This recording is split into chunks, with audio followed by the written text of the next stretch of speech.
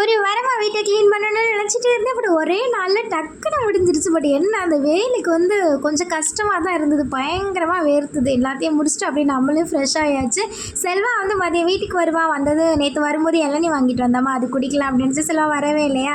சரி நம்மளே இந்த வெயிலுக்கு குடிக்கலாம் அப்படின்னு நல்ல பெரிய இளநீ 2 டம்ளர் வந்தது. பட் 1.80 சம்மர் ஸ்டார்ட் ஆகிடுச்சா, நீ இளநீ ரேட்டும் ரொம்ப அதிகமாயிரும். நல்லா டேஸ்ட்டாக இருந்தது. அப்படியே குடிச்சிட்டு அந்த தேங்காய் இருக்கும்ல அதுவும் சாப்பிட்டுட்டு அப்படியே வெளியில் போய் ஈவினிங் டைமில் கண்டலுக்கு ஃபுல்லாக தண்ணி ஊற்றிட்டு அப்படியே வாசல் தொளிச்சு ரொம்ப நாள் ஆயிடுச்சு. முதல்ல அடிக்கடி கோலம் போடுவேன். பட் இப்போ தான் போடுறதில்ல.